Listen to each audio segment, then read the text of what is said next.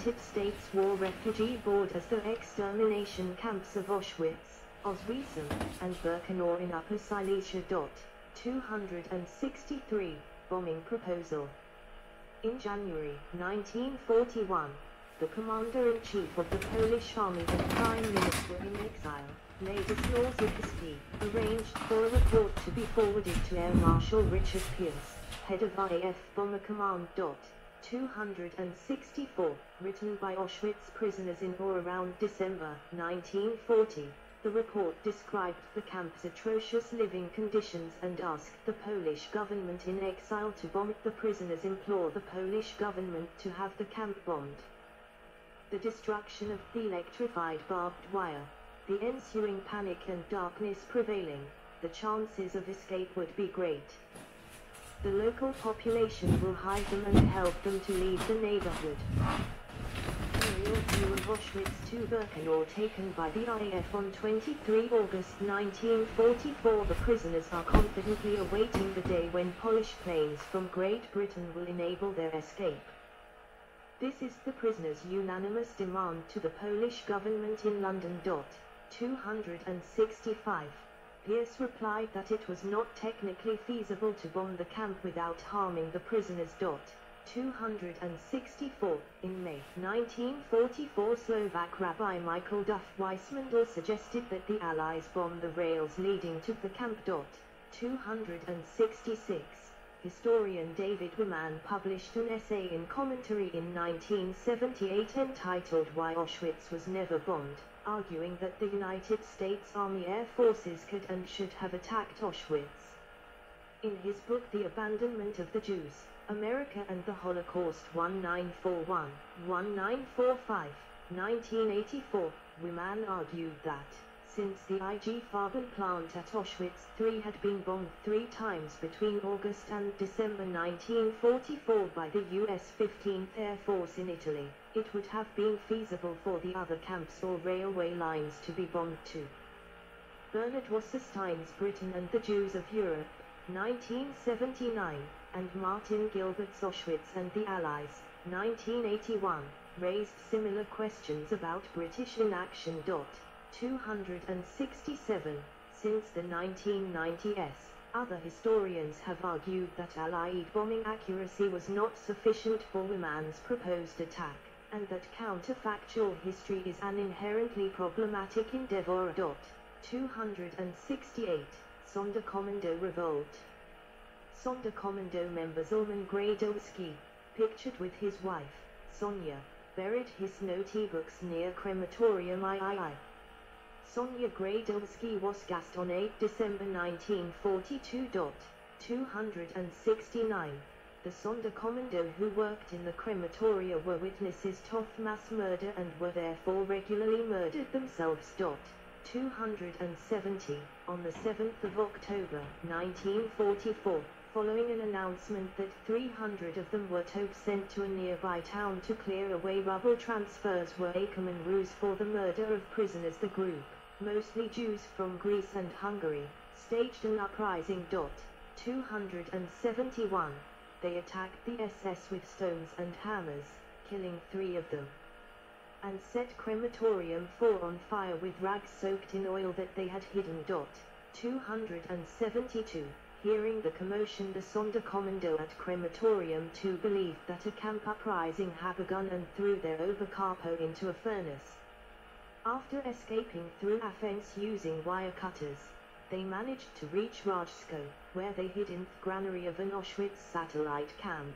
But the SS pursued and killed him by setting the granary on fire. 273.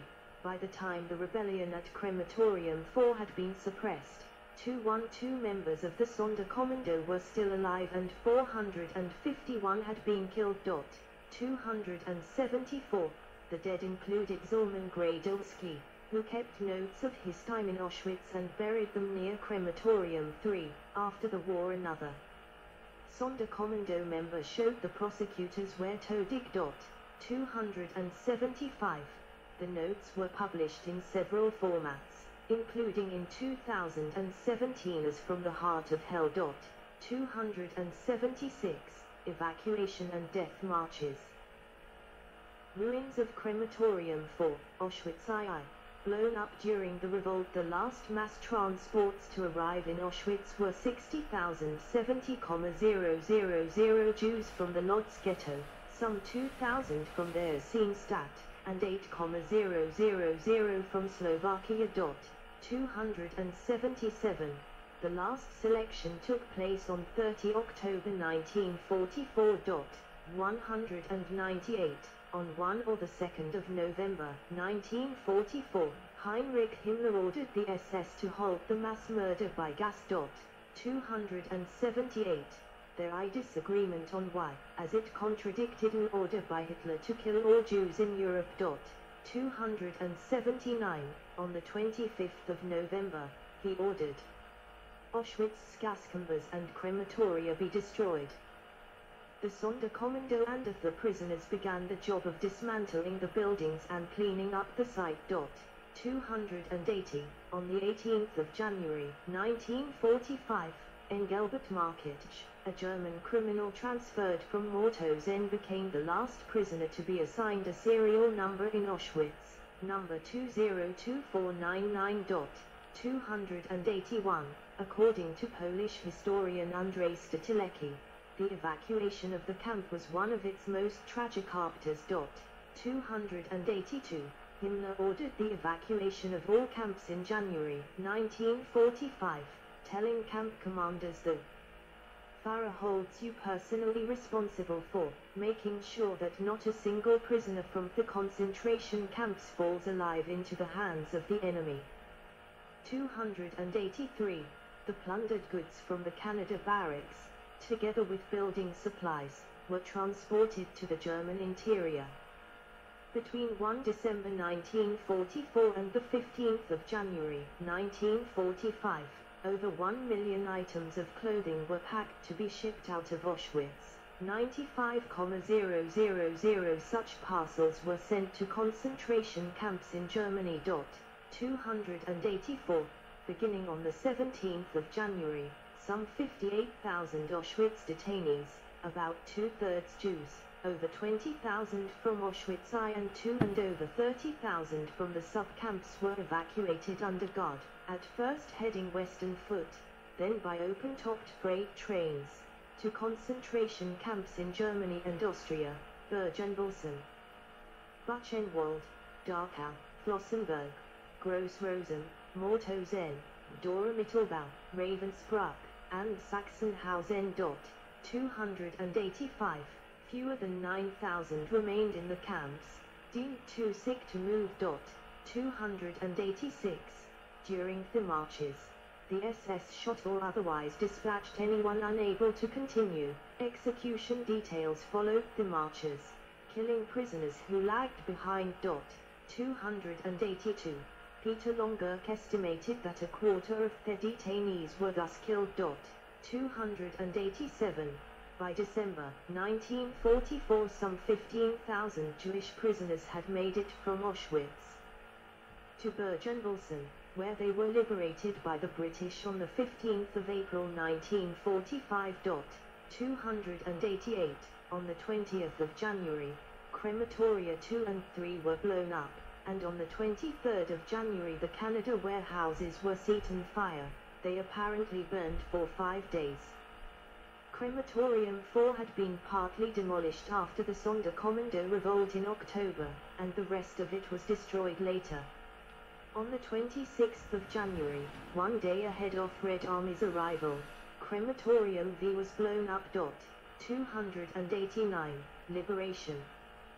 The first in the camp complex to be liberated was Auschwitz III, the IG Farben camp at Monowitz. A soldier from the 100th Infantry Division of the Red Army entered the camp around 9 a.m. on Saturday, 27 January 1945. 290.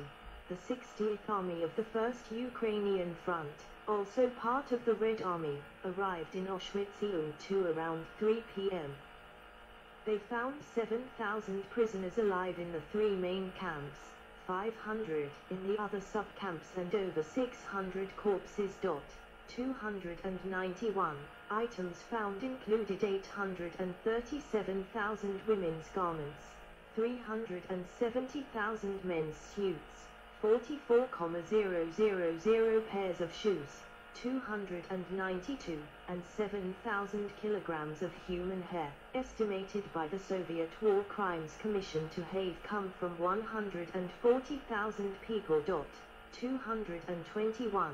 Some of the hair was examined by the Forensic Science Institute in Krakow, where it was found to contain traces of hydrogen cyanide, the main ingredient of Zyklon B.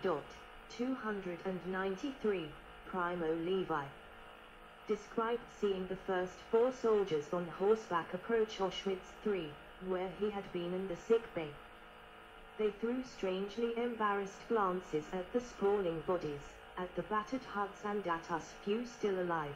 Sad smiley 294. Young survivors at the camp liberated by the Red Army in January 1945. Eyeglasses of victims. 1945. They did not greet us, nor did they smile. They seemed oppressed not only by compassion but by a confused restraint, which sealed their lips and bound their eyes to the funereal scene. It was that shame we knew so well, the shame that drowned us after the selections and every time we had to watch, or submit to, some outrage, the shame the Germans did not know, that the just man experiences at another man's crime, feeling of guilt that such a crime should exist, that it should have been introduced irrevocably into few order of things that exist, and that his will for good should have proved too weak or null, and should not have availed in defense. 295. Georgy Elisavetsky, a Soviet soldier who entered one of the barracks, said in 1980 that he could hear other soldiers telling teammates, "You are free, comrades." But they did not respond, so he tried in Russian, Polish, German, Ukrainian. Then he used some Yiddish. "They think that I am provoking them. They begin to hide. And only when I said to them, 'Do not be afraid, I am a colonel of Soviet army and a Jew. We have come to liberate our." Finally, as if the barrier collapsed, they rushed toward us shouting, fell on their knees, kissed the flaps of our overcoats, and threw their arms around our legs. 292. The Soviet Military Medical Service and Polish Red Cross, PCK, set up field hospitals that looked after 4,500 prisoners suffering from the effects of starvation, mostly diarrhea, and tuberculosis. Local volunteers helped until the Red Cross team arrived from Krakow in early February. 296. In Auschwitz II, the layers of excrement on the barracks floors had to be scraped off with shovels. Water was obtained from snow and from firefighting wells. Before more help arrived, 2,200 patients there were looked after by a few doctors and 12 PCK nurses.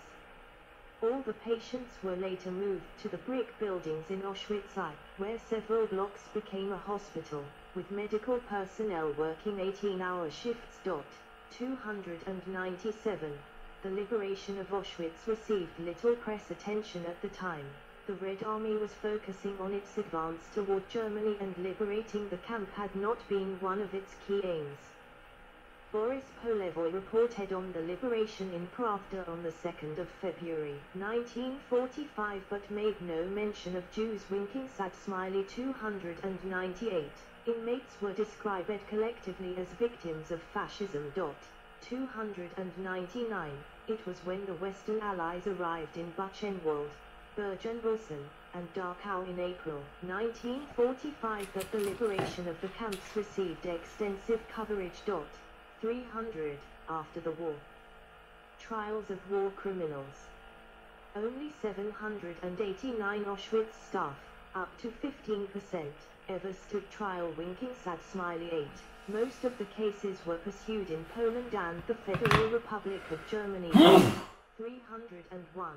According to Alexander Lazik, female SS officers were treated more harshly than male. Of the 17 women sentenced, 4 received the death penalty and the others longer prison terms than the men. He writes that this may have been because there were only 200 women overseers, and therefore they were more visible and memorable to the inmates. 302.